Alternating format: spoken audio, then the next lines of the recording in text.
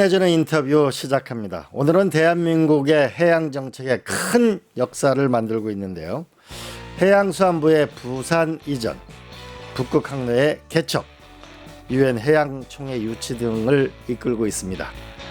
노무현 대통령의 청와대에서 함께 근무했고 권양숙 여사님의 부속실장을 했고 노무현 대통령이 출마했던 그 지역에 부산의 북구에 출마하셨고 노무현 대통령이 해양수산부 장관을 지낸 그 뒤를 이어서 해양수산부 장관을 하고 있는 전재수 장관님 모셨습니다. 안녕하세요. 예, 반갑습니다. 안녕하십니까. 북극항로 전도사 전재수입니다. 아, 북극항로 전도사 좋습니다. 제가 애초에는 북극항로 전도사 앞에 북극의 얼음을 깨고 나가는 쇠빙선 장관 북극항로 전도사 전재수입니다. 이랬더니 아니 기후 재앙의 화신이냐 왜 북극의 얼음을 왜 깨고 나가냐 이래가지고 북극의 얼음을 깨고 나가는 쇠빙선 장관은 이제 없애버리고 북극항로 전도사 전재수 해양수산부 장관입니다. 이렇게 이야기를 하고 댕깁니다. 새로운 인류 문명사의 길을 개척하고 계시는 거네. 예. 부산 지역에서 3번 낙선하고 4번 당선되고 그 어려운 지역에서 3번 낙선하고 3번 당선됐습니다. 아, 3번. 예, 삼성 3패. 삼성 3패. 삼승 3패. 예, 그렇습니다. 예. 다 모두 다 어렵다고 하는 그곳에서 이 승리를 한 비결은 뭔가요? 뭐 여러 가지가 있겠는데 뭐 일단은 그 지역의 주민들이 저거 손해 보는 거 뻔히 떨어지는 거 알면서 일관되게 또 도전하고 또 그런 진정성이 좀 주민들에게 받아들여진 것이 아닌가 이제 이런 생각이 듭니다. 보통 우리가 선거를 하다 보면 여러 차례 출마를 하면 지지율이 들쭉날쭉하잖아요. 근데 저 같은 경우는 첫 번째 출마했을 때 33%, 두 번째 출마했을 때 38%, 그리고 세 번째 출마했을 때 48%, 33, 39, 그다음에 48, 네 번째 당선될 때 56. 56. 그러니까 이렇게 우상향 곡선을 그렸는데 아마 그것이 저거 손해 보는 줄 알면서도 아주 일관된 자세와 태도로 그런 진정성이 아마 받아들여진 것이 아닌가 이제 이런 생각이 들고 되고 난 뒤에는 이제 물론 열심히 일했습니다. 실적과 성과를 내보였고 그랬기 때문에 뭐 3번 떨어지긴 했습니다만 내리 3번 당선될 수 있는 아마 비결이 아니었나 그런 생각이 듭니다. 부산을 그만큼 사랑했기 때문에 그건 기본이죠. 사랑하지 않으면은 뭐 한두 번 도전하고 이거 안 되는갑다 하고 포기했겠죠. 근데 이제 벌써 그 지역에서만 이제 선거를 6번을 치렀으니까 그 지역도 그 지역에 계신 분들을 사랑하지 않으면 사실은 끊임없이 도전하기는 쉽지 않은 길이죠. 사랑을 하면 운명을 거는 거네요. 네. 먼저 부산 시민들이 가장 관심 있어하는 해양수산부의 부산 이전. 이것을 대통령 선거 기간에 먼저 제안하신 걸로 알고 있는데 왜 이 해양수산부 부산 이전이 필요한가요?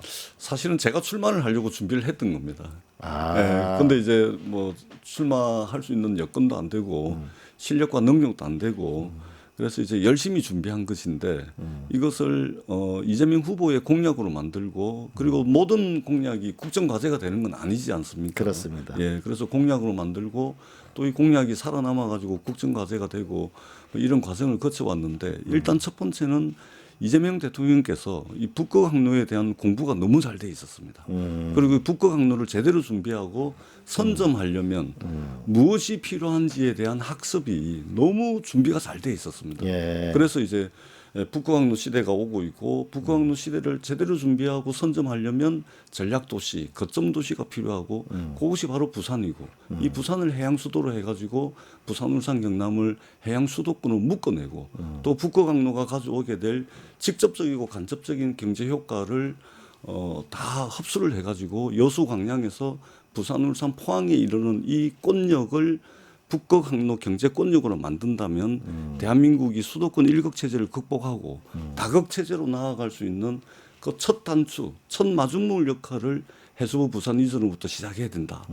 너무 준비가 잘 돼 있어가지고 뭐 디베이트 없이 제안하면 바로 공약이 되고 제안하면 바로 공약이 되고 그런 과정을 거쳐가지고 해수부 부산 이전이라는 국정과제 56번으로 이제 공약을 거쳐서 그렇게 지금 됐고 그것이 이제 11월 31일이면 해수부 부산시대 원년을 열게 됩니다. 네. 예, 굉장히 의미가 있는 것이고 특히 중요한 것은 해양수산부 개청 30년이 내년입니다. 그리고 더 중요한 것은 부산항 개항 150년입니다. 150년. 150년 내년이. 그러니까 해수부 개청 30년, 부산항 개항 150년, 해양수산부 부산시대 원년.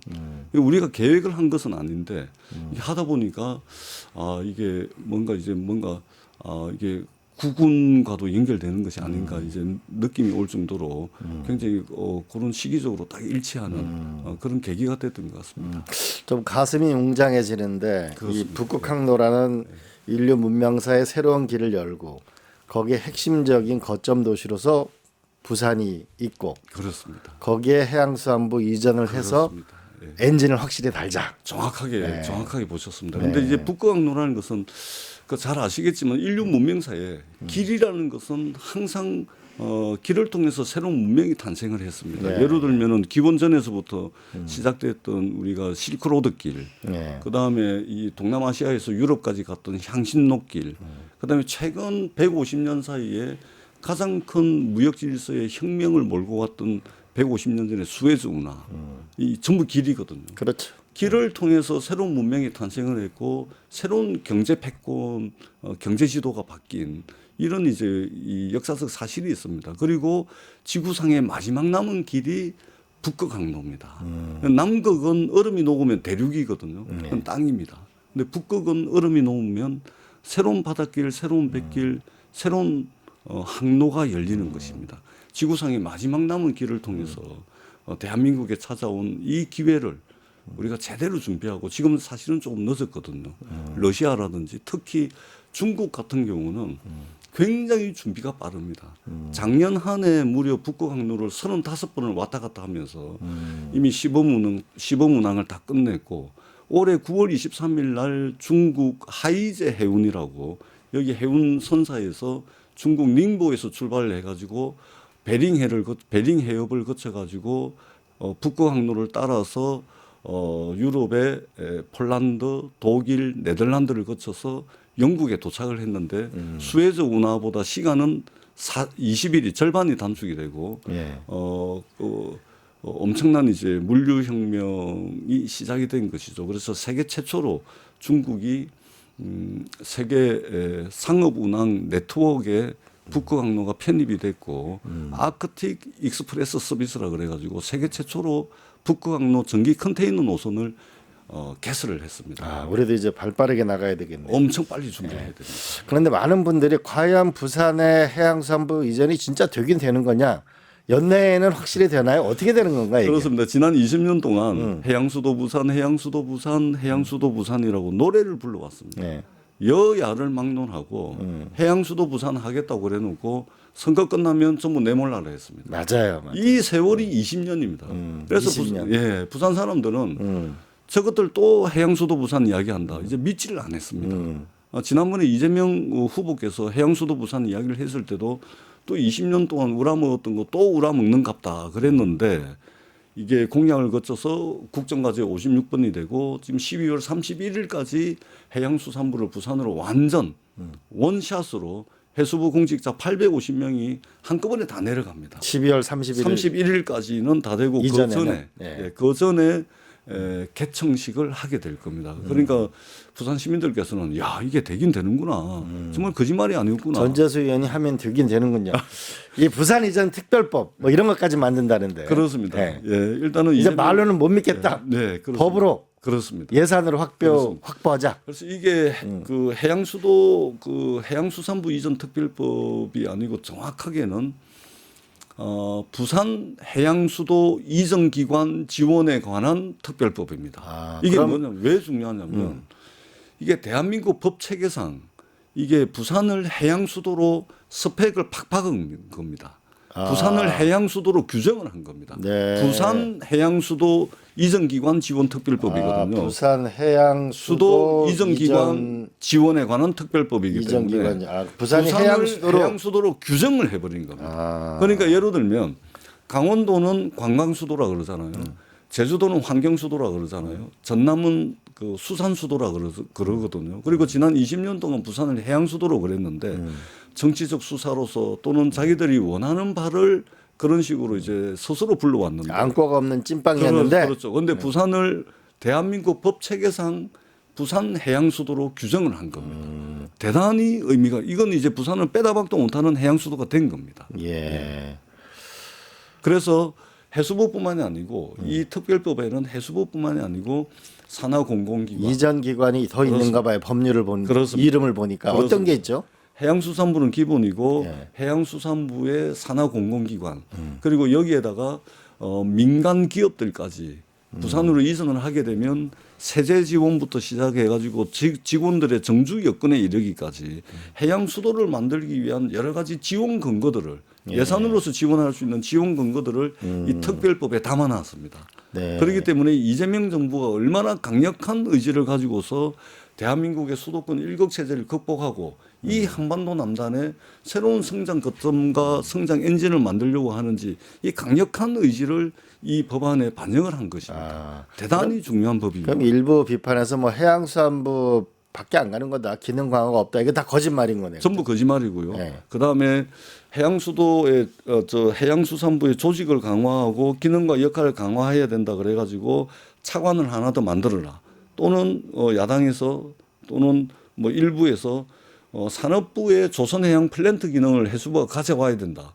그래야 조직과 기능과 역할이 강화된다. 그래야 뭐 제대로 된 이전이 되는 거 아니냐 이런 비판들이 있었는데 그 걱정 안 하셔도 됩니다. 12월 안에 네. 해양수산부 안에 9개 부처 공무원들을 파견받아 가지고 9개 부처. 9개 부처 공무원들 파견받아서 해양수산부가 컨트롤 역할을 하는 북극항로추진본부가 만들어집니다. 여기에는 기존의 차관 하나 더 만드는 것을 뛰어넘는 조직의 강화가 이루어질 것이고 산업부의 조선해양 플랜트 기능 가져오는 것 10배, 100배의 해수부의 기능과 역할이 강화되는 것으로 북극항로추진본부가 해수부 내에 설치가 됩니다. 그렇기 때문에 그런 걱정 전혀 안 하셔도 된다. 그 상당히 역사적인 건데 8개 그렇습니다. 부처가 한 9개 부처. 9개 부처가 내려가서 그거를 전체 해수부가 통화를 하는 컨트롤 거니까. 타워 역할을 하고 예. 나중에 요 구체적인 것은 이제 아직 보안 사항이고 기대돼요. 조만간에 저희가 발표할 수 있는 국민들께 소상하게 설명할 수 있는 계기가 있을 겁니다. 그때까지는 제가 요까지만 말씀드리도록 뭔가 큰 프로젝트가 있는 있습니다. 거네요. 예, 있습니다. 기대됩니다. 예, 네. 또 하나는 HMM인데요. 네. 우리가 과거 이제 현대상선이었는데 한진해운을 우리가 잃어버리고 굉장히 아팠었는데 이 공공해 HMM을 비롯한 선박회사 이것의 이전은 어떻게 되고 있나요? 그렇습니다. 사실은 해양수산부가 부산으로 이전하고 해양수산부의 산하공공기관까지 부산으로 이전하고 그리고 회사 전문법원을 부산에 설치를 하고 그다음에 동남투자공사를 통해서 대대적으로 투자를 할 수 있는 재원 50조 원을 가진 동남투자공사를 새롭게 만들고 그리고 여기에 이제 이것만 가지고는 안 됩니다. 여기 일자리와 직접적으로 연계가 될 수 있는 해운 대기업이 와야 됩니다. 그래서 그렇죠. HMM을 비롯해서 SK해운, H라인해운 등등 해가지고 해운 대기업 본사를 부산에 유치하기 위한 일들이 진행이 되고 있고 12월 초에 몇몇 민간 기업들 정부 지분이 하나도 없는 몇몇 민간 기업들이 본사를 부산으로 이전하는 이게 거의 다 마무리가 되었습니다. 역사적인 사건인데 12월 HMM 이전에 HMM 이전에 정부 지분이 하나도 없는 완벽한 민간 기업의 해운 기업 본사를 부산 이전하겠다라는 퍼포먼스를 이미 거의 일단락이 다 됐습니다. 그래서 12월 초에 발표합니까? 합니다. 부산에서 이제 계획을 하고 있는데 요것도 요까지만 말씀을 드리고 그래서 연이어서 HMM의 본사 부산 이전까지 저희들이 추진을 할 것이고 다만 추진하는 과정에서 아무리 정부 지분이 70%가 있다 하더라도 일방적으로 밀어붙일 수는 없습니다. 절차와 과정을 거치고 그 구성원들이 충분히 자신들의 이야기를 할 수 있는 테이블을 마련해 드릴 겁니다. 그리고 2014년도 한진해운이 무너지고 2016년도에 현대상선이 이제 굉장한 어려움에 처했을 때 해양진흥공사가 4조 8천억을 투입을 시킵니다. 그리고 산업은행이 1조 8천억 해서 전체 6조 9천억 정도의 국민 세금, 말하자면 공적 자금이 투입이 돼가지고 이것이 지금 주식으로 전환된 것이 그 HMM 정부 지분이라고 이야기하는 70% 이것이거든요. 그런데 예. 정부의 공적 자금, 국민들의 세금인 이 공적 자금 투입된 걸로만 오늘날에 HMM이 있는 것이 아닙니다. 이 공적 자금에다가 HMM 구성원들의 희생, 헌신 예. 이것이 결합돼 가지고 오늘날 대한민국을 대표하는 1위 해운선사, 세계 8위의 해운선사가 된 것이거든요. 그렇기 때문에 이전을 하더라도 정부 지분만 믿고 밀어붙이는 것이 아니고 그분들의 희생과 헌신이 있었기 때문에 그분들의 애로사항을 충분히 이야기하고 그다음에 충분히 반영할 수 있는 절차와 과정은 반드시 거치겠다. 다만 이것은 HMM 본사 부산 이전은 국정과제에 포함이 되어 있습니다. 이건 빼다 박도 못하는. 알겠습니다. 그러면 정리하면 이런 거네요. 그러니까 먼저 이 해양수산부와 공공기관 이전은 하고 또 한편으로 일자리를 만들려면 선박회사가 와야 되는데 민간 회사부터 먼저 오고 그 다음에 정부 지분을 갖고 있는 HMM을 유치하는데 여기 어쨌든 그들의 땀과 노력이 있기 때문에 충분히 해서 HMM을 부산으로 옮기는데 그렇습니다. 예. 그러나 옮기는 건 틀림없다. 그렇습니다. 예. 이미 이것은 국정과제이기 때문에 방법이 없습니다. 알겠습니다. 그 공약 사항이었고. 예. 근데 HMM이 그 실제로 어떤 저는 굉장히 경제 효과가 커 보이는데 이 경제 자산이나 이익이나 이런 건 지역 경제에 어떤 영향을 미칠까요? 일단 부산에요. 부산에 대한민국 100대 기업 본사가 한 군데도 없습니다. 아, 그런가요? 예. 그다음에 대한민국 1000대 기업 중에 부산에 본사를 둔 기업이 29개밖에 없습니다. 1000개 중에 29개. 29개. 근데 HMM이 우리나라 재계 58위의 기업이고 100대 기업이 하나도 없는데 58위의 기업이 부산으로 이전하는 것이고 100대 기업 중에 하나가 들어가는 그렇습니다. 거네요. 그리고 더 중요하게는 이 HMM이 자산이 한 33조 됩니다. 그다음에 예, 그동안 열심히 일을 해가지고 쌓아놓고 있는 그 현금이 이제 현금이 지금 한 12조 대략 한 12조 5천억 정도가 있고 현금이 12조 5천억. 예, 그렇습니다. 예. 매출이 한 10조, 12조 정도 하고 있고 지금은 이제 국제 그 해운 운임이 지금 이제 사이클이 있거든요. 예. 그게 지금 이제 공급량이 이제 조금 더 우위로 들어서는 그 사이클이 있습니다. 그렇기 때문에 앞으로 한 2, 3년은 좀 어려울 수 있는데 그러나 이것은 뭐 늘 오던 사이클이기 때문에 잘 대응을 해가지고 세계 대한민국 1위의 해운선사이자 세계 8위의 해운선사입니다. 그렇기 때문에 부산으로 이전하는 것은 엄청난 메시지가 있는 것이고 이것은 그 대한민국에 정말로 이게 민간 기업이 부산으로 이전하는 것은 상당한 이제 의미가 있는 것이고 한반도 남단에 이 해양 수도권 그리고 이 공공기관부터 시작을 해가지고 민간 기업까지 집적화시켜 가지고 시너지 효과를 내는데 이 시너지 효과를 얼마만큼 낼 수 있는지를 우리가 증명해 보일 수 있는 하나의 굉장히 모범적인 사례가 되지 않을까 그런 이제 확신을 가지고 있습니다. 결국 해양수산부와 공공기관과 민간기업까지 하나해서 확실한 해양수산의 메카로서 수도로서 자리를 잡는 거네요. 그렇습니다. 그리고 여기서 한 가지 더 이제 우리가 좀 사람들이 언론에서 잘 관심을 가져주지 않는 부분이 있는데 해사법원이거든요. 해사법원. 예, 해사 전문법원인데 사람들이 해사 전문법원 이래버리니까 무슨 해사 사건이 해사법정에서 재판하는가 보다 이렇게 이제 생각을 하는데 그것은 이제 굉장히 좁게 보면 그렇는데 예. 영국 런던의 해사법원을 보게 되면 유럽의 대항해 시대 이후에 지난 600년 사이의 노하우가 그 해사법원 안에 다 녹아 들어가 있는데 하나의 구체적인 사건이 해사법원에 가가지고 재판이 이루어지기까지의 과정에서 공정마다 단계마다 구간마다 부가가치를 만들어내는 이 산업 생태계가 만들어져 있습니다. 예. 그러니까 법원이 그냥 법원이 아니고 이 해사법원을 중심으로 만들어진 이 경제 생태계가 만들어내는 부가가치가 어마어마하거든요. 예. 그래서 지금 1년에 우리나라에서 회사 사건 수임료로 나가는 비용만 국부가 유출되는 비용만 1년에 적게는 3천억에서 많게는 5천억에 달합니다. 예. 그렇기 때문에 우리가 회사법원을 만들면 기본적으로 3천억에서 5천억 정도의 국부 유출을 막아내고 그다음에 전 세계 회사 사건이 지금 런던으로 가고 싱가포르로 가고 있거든요. 예. 일부는 중국으로 가고 있고 이 전 세계 회사 사건을 우리 부산 회사법원이 이제 유치를 한다면 이 회사법원을 중심으로 만들어지는 경제적 부가가치도 엄청나게 될 겁니다. 또 세계적인 기업과 그에 따른 로펌이나 이런 게 많이 들어서겠네요. 예, 그죠? 그렇습니다. 그러니까 영국의 이제 로이드 같은 이 전설적인 이제 회사들이 있지 않습니까? 예. 예.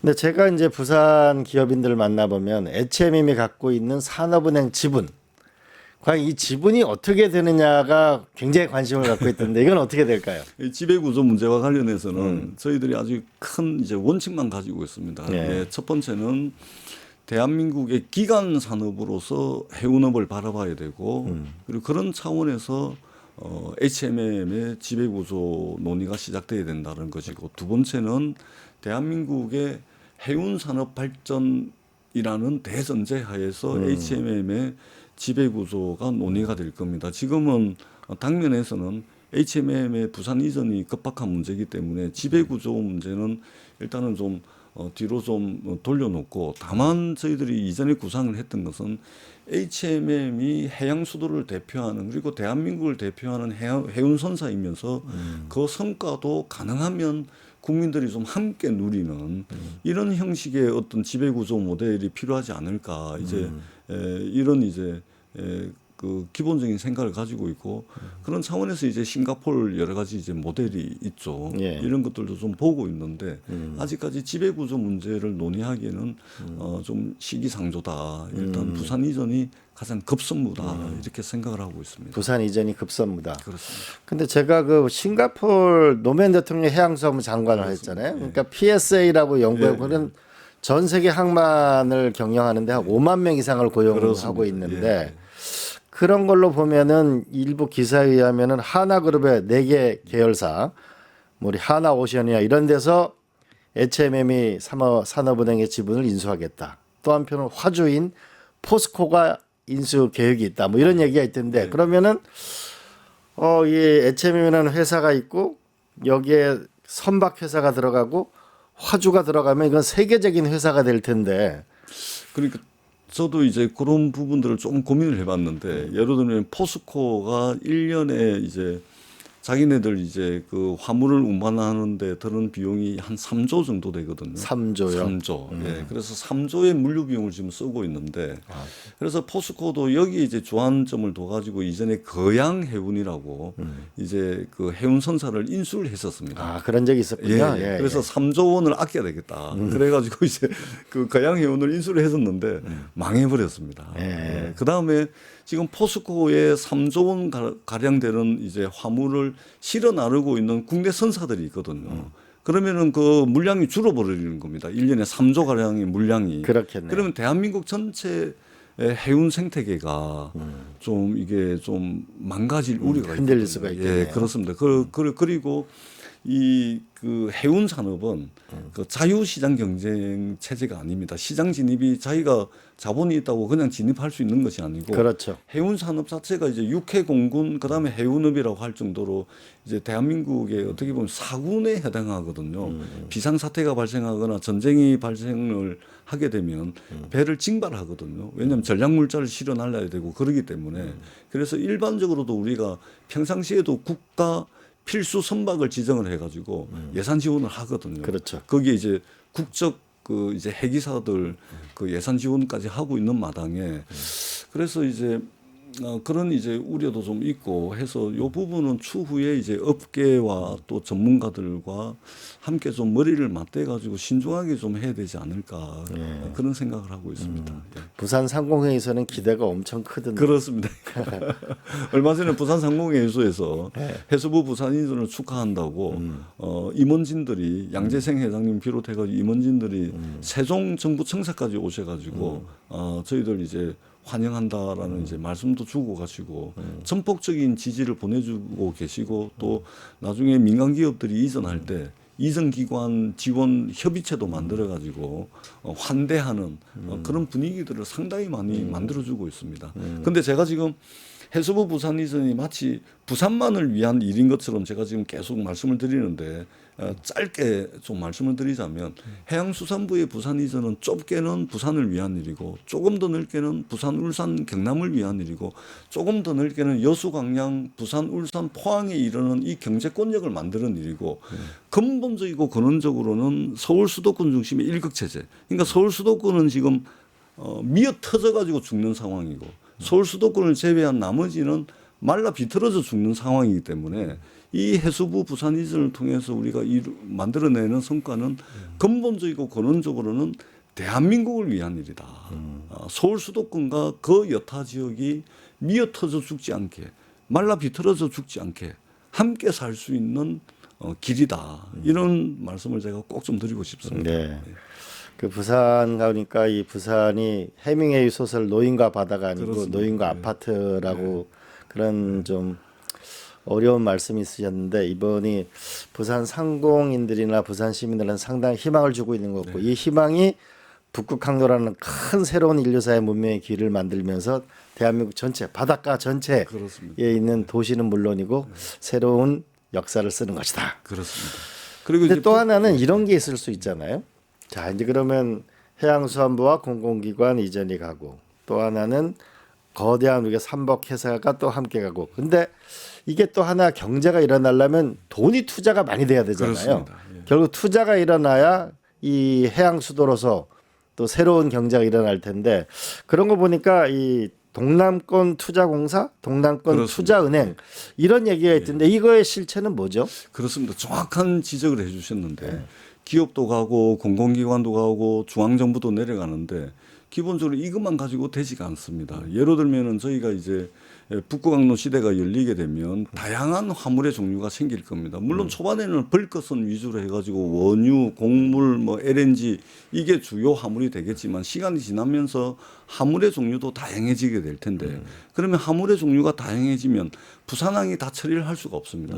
어차피 부산항은 세계적인 컨테이너 처리 항만이거든요. 네. 세계 환정량 세계 2위 컨테이너 처리 기준으로 하자면 세계 7위의 컨테이너 중심 항만입니다. 그래서 북극항로가 열리게 되면 다양한 화물의 종류가 생길 것이고 그러면 부산항은 컨테이너 중심 항만으로 가고 그다음에 울산 같은 경우는 지금도 액체 화물 처리 대한민국 1등이거든요. 액체 화물. 예, 울산항은 액체 화물로 가고 그다음에 포항이라든지 여수 광양 같은 경우는 철광석이라든지 원자재라든지 이런 이제 벌거선 위주로 가고 그렇기 때문에 북극항로가 가져오는 직간접적인 경제 효과가 한반도 남단에 있는 모든 항만에다 영향을 미치고 그 항만들을 특성화시켜 가지고 경쟁력을 키우는 쪽으로 나갈 겁니다. 예, 그렇게 되면은 이제 단순히 이제 물류적 측면에서 보면 이렇고, 근데 대한민국에 많고 많은 국가 산단이 있는데 부산, 울산, 경남에는 4개의 국가 산단이 있습니다. 부산 녹산 국가 산단, 창원 국가 산단, 울산의 온산 국가 산단, 울산의 미포 국가 산단 4개가 있는데 이 4개 국가 산단이 대한민국 전체 국가 산단 수출의 70%를 담당하고 있습니다. 아, 수출의 70%를 70%입니다. 예. 그래서 부산, 울산, 경남의 배후의 수출용 산업단지가 너무 잘 돼 있습니다. 그래서 이번 참에 북극항로가 가져오게 되는 경제적 효과가 많이 있을 텐데 이 배후 수출용 산업단지와 함께 믹스를 시켜가지고 시너지 효과를 내야 되는데 그러려면 기업을 발굴하고 없는 시장도 발굴해가지고 진흥시키고 육성을 시켜야 되면 막대한 투자 재원이 필요합니다. 그렇죠. 그러려면 동남투자공사가 전문적으로 투자할 수 있는 국책 기관이 있어야 되는데 그래서 동남투자공사를 이번 정기국회에 동남투자공사법을 통과를 시켜가지고 자본금 3조 그리고 레버리지 15배 해서 50조 정도의 신속하고도 안정적인 투자 재원을 만들어서 2027년도 상반기부터 투자 업무를 개시를 하게 될 겁니다. 그래서 지금 현재 해양진흥공사가 부산에 있는데 해양진흥공사는 해운 조선 물류에 투자하게끔 되어 있습니다. 예. 그거 외에는 못합니다. 그래서 동남투자공사가 한 50조 정도의 투자 재원을 가지고서 조선 해운 물류는 물론이고 수출용 산업단지에 대대적으로 투자를 해가지고 기업과 시장을 발굴할 수 있는 그런 역할을 하게 될 겁니다. 예를 들면 MRO 그러니까 수리조선업 같은 경우 예. 지금 미국의 군함들, 한국 군함도 마찬가지입니다. 여기 지금 적기에 수리하지 못하는 배들이 상당히 있습니다. 이것뿐만이 아니고 상당히 이제 MRO 사업, 그러니까 이제 유지 보수, 뭐 운영 이런 이제 선박 MRO 사업부터 시작을 해가지고 또 한 가지 단적인 예만 들자면 싱가포르 같은 경우는 그 선용품이라 그래서 배가 배 안에 필요로 하는 뭐 엔진 터빈부터 해가지고 마대자루 화장지까지 이 취급하는 선용품 가지수가 2만 개입니다. 근데 우리 부산항은 꼴랑 2천 개밖에 안 됩니다. 예를 들면 이런 선용품 시장도 우리가 이제 발굴을 해가지고 시장을 키워야 되거든요. 그러려면 안정적인 투자 재원을 가진 그 역할을 전문적으로 수행할 수 있는 국책 금융기관이 필요한 겁니다. 그래서 동남투자공사를 만들려고 하는 것이고 박형준 부산시장과 일각에서는 동남투자공사가 아니고 동남투자은행을 만들어야 된다. 이래 이야기를 하는데 그것은 잘 모르는 이야기입니다. 왜냐하면 우리가 이 투자를 하려면 신속하고 안정적으로 투자 재원을 마련해야 되는데 은행은 첫 번째는 금융감독당국의 철저한 규제를 받아야 됩니다. 그렇죠. 뭐 심심하면 내려와가지고 장부 내놔라. 대출 제대로 했냐. 뭐 담보 설정은 제대로 했냐. 그러죠. 뿐만 아니고 여신도 해야 되고 수신도 해야 되고 그다음에 대손 충당금도 쌓아야 되고 BIS 비율까지 맞춰야 됩니다. 이렇게 해가지고 어느 세월에 투자 그 재원을 사업이 마련하겠습니까? 과연 이 부산이라는 곳에 투자됐을 때 일반적으로 은행으로 봤을 때 수익이 얼마나 나느냐 뭐 이런 걸 그렇습니다. 따져가지고 예. 결국은 투자가 굉장히 지연될 그렇습니다. 가능성이 많은 거죠. 그렇습니다. 예. 그래서 신속하고 안정적인 투자 재원을 마련하는 데 있어서는 더더구나 이게 국정과제고 국정과제를 안정적으로 뒷받침하려면 국책 금융기관이 필요한 것이고 그러려면 은행이 아니고 공사로 가야 됩니다. 은행 해가지고 어느 세월에 50조를 마련합니까? BIS 비율은 또 어떻게 할 겁니까? 대손 충당금 계속해서 쌓아야 되는데 어떻게 할 겁니까? 그 정리해 보면 이렇게 볼 수 있겠네요. 부산, 울산, 경남에 국가 산단이 4개가 있는데 여기서 대한민국 수출의 70%가 이루어지고 있다. 근데 이것을 더 많이 투자를 하고 하려면 결국은 우리가 돈이 필요한데 그렇습니다. 이게 국가의 의지를 갖고 있는 투자공사가 필요하다. 그렇습니다. 예. 그런데 여기는 자본금이 3조고 보통 레버리지가 15배 15배 보니까 약 50조 50조. 정도를 투자할 수 있는 투자공사를 가지고 확실하게 투자를 밀고 가겠다. 이런 얘기네요. 정리를 잘 해주셨습니다. 딱 그럼 이게 그겁니다. 법률은 언제 통과되는 거예요? 이번 정기국회 통과가 되고 확실한가요? 네, 그다음에 정치 상황에 따라서 늦어도 내년 초에는 통과됩니다. 아. 이번 정기국회에 통과되든 내년 초에 통과되든 간에 업무는 2027년도 상반기부터 바로 대출 업무와 보증 업무가 시작이 될 겁니다. 이게 이미 금융위원회하고 그다음에 저 정무위원회 여당 의원들하고 협의가 다 끝났습니다. 근데 제가 이 얘기를 들으면서 좀 드는 느낌은 해양수산부와 그 공공기관 이전하는 거, 그다음에 선박회사 이전하는 거, 그다음에 투자 공사를 만드는 거 이거 하려면은 굉장한 노력이 있었을 것 같은데 어떤 숨은 얘기 같은 거 없으세요? 제가 하루에 잠을 한 서너 시간밖에 못 잡니다. 왜 그렇습니까? 이거 다 하려면은 이 물리적으로 시간이 엄청 부족합니다. 그래서 이 일들을 이거 하고 난 뒤에 이거 하고 요거 하고 난 뒤에 저거 하고 이런 것이 아니고 제가 조금 전에 말씀드렸듯이 이 모든 일들이 동시다발적으로 압축적으로 진행이 되고 있기 때문에 제가 가지고 있는 모든 시간, 열정, 에너지를 여기에 다 쏟아붓고 그러다 보니까 이게 잠이 부족해가지고 눈만 감으면 그냥 바로 잡니다. 요즘. 확실히 그 우리가 아까 사랑을 하면 운명을 걸지만 또 사랑을 하면 모든 걸 다 걸고 하는 거죠, 그죠? 예. 아, 대단하다는 생각이 들어요. 그러니까 정치인들이 보통 말하고 끝내는데 공약하고 잊어버리고 도망가고 이렇게 하는데 좀 대단하다는 생각이 드는데 다시 한번 웅장한 꿈에 대해서 한번 다시 한번 여쭙겠습니다. 북극 항로. 이게 되면 우리나라 운명은 어떻게 바뀌는 건가요? 첫 번째는 지금 현재 수에즈 운하 남방 항로라고 하는데 수에즈 운하를 가게 되면 지금 우리나라 대표 선사인 HMM 같은 경우도 선박 정체 현상이 너무 심합니다. 네. 예, 수에즈 운하 전체 길이가 한 190km가 되고 폭이 한 340m 되거든요.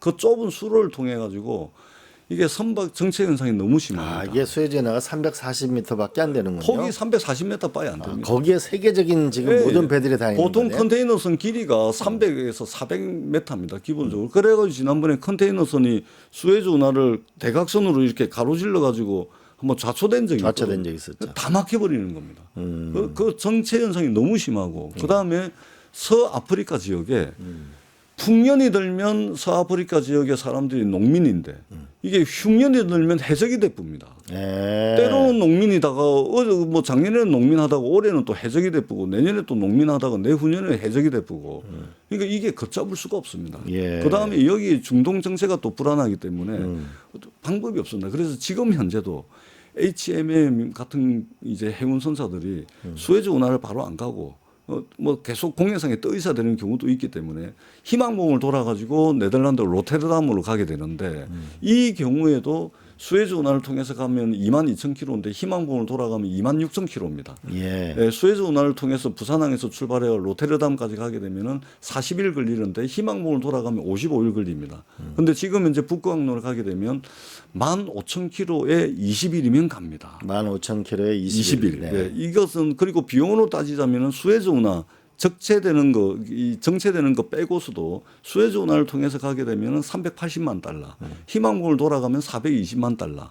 이번에 중국이 첫 번째 컨테이너 전기 노선을 개설해가지고 갔지 않습니까? 300만 달러입니다. 근데 이것은 가장 북극항로 가져오게 되는 경제적 이익의 요만큼밖에 안 되는 것이고 사실은 새로운 극지 경제가 열리게 됩니다. 극지 경제. 예를 들면 지금 이제 남방항로를 댕기는데 컨테이너에 물건을 싣고 가잖아요.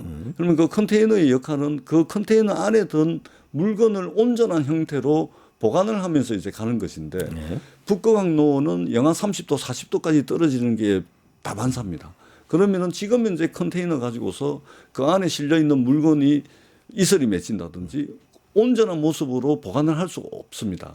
예를 들면 컨테이너부터 다 바꿔야 됩니다. 네. 더 중요한 것은 작년 7월부터 세계 모든 바다와 선박에 대한 국제 표준, 세계 표준을 만들어내는 국제기구가 IMO, 세계 해사기구라고 있는데 이 IMO가 작년 7월부터 북극 항로를 댕기는 모든 배들은 지금 이제 남방 항로를 댕길 때 쓰는 저진류라든지 중진류라든지 벙커시유라든지 이런 탄소 배출을 하고 있는 이런 선박들은 북극 항로를 못 댕깁니다. 환경 오염 때문에 안 되니까. 북극 항로는 친환경 선박만 댕길 수가 있습니다. 또 그리고 새로운 배도 필요한 거네요. 친환경 선박 발주가 엄청 늘어나죠. 네. 그러면은 친환경 선박을 만들 수 있는 가장 강력한 경쟁력을 가지고 있는 것이 대한민국 울산, 부산, 거제도로 이어지는 세계 최강의 조선벨트입니다.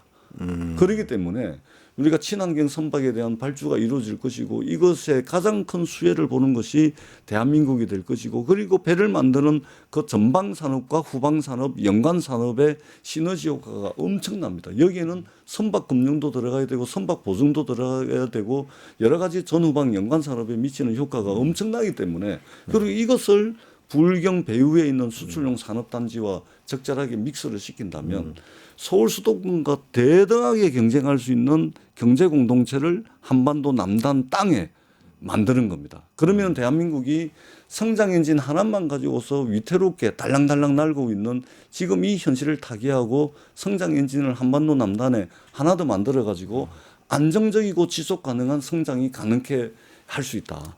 이런 이제 프로그램을 가지고서 저희가 진행을 하고 있는 것이죠.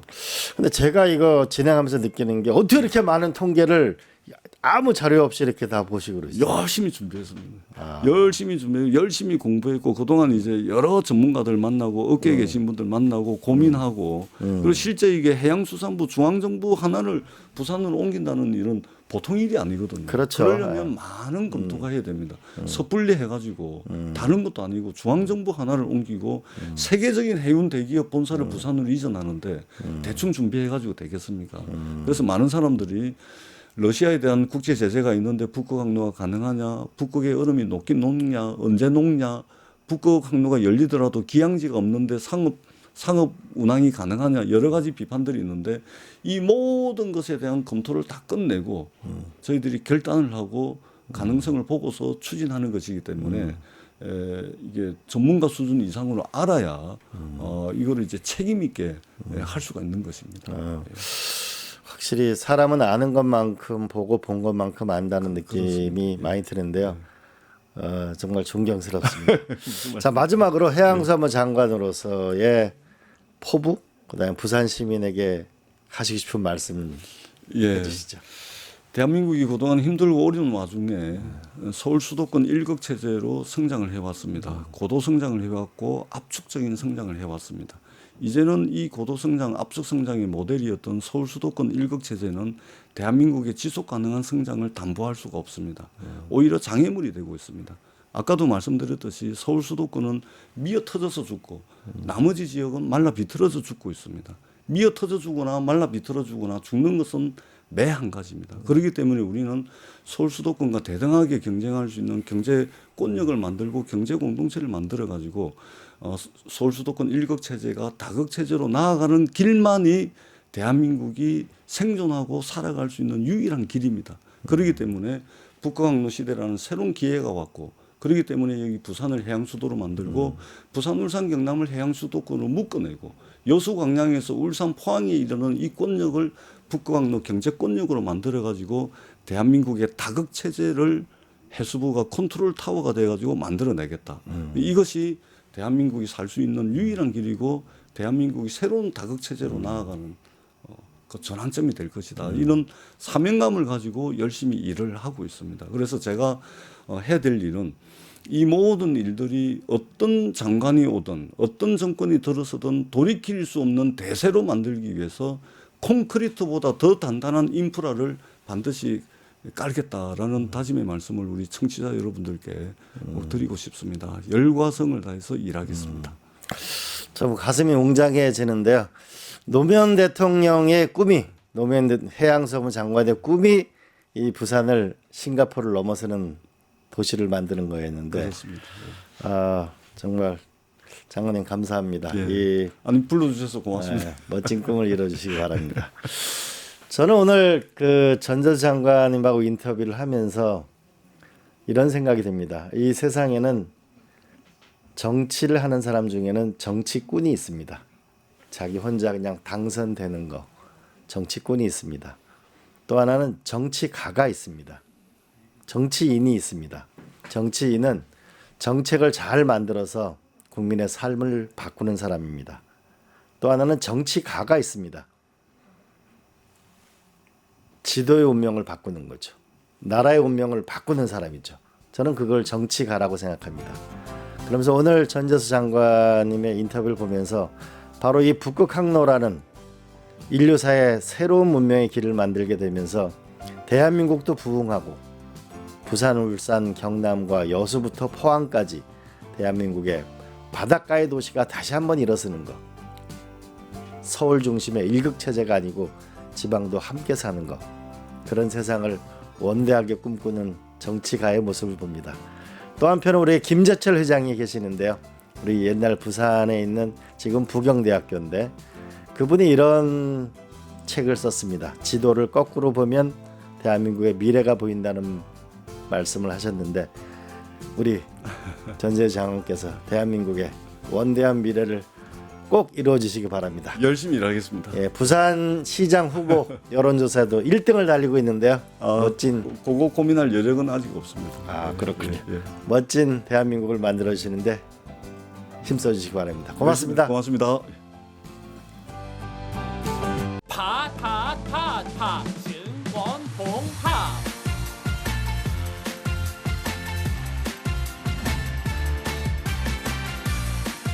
이제 저녁 8시 30분 퇴근 후 퀴즈 한판 혼자 하지 마세요. 같이 해요. 매일 저녁 8시 30분 많은 참여 바랍니다.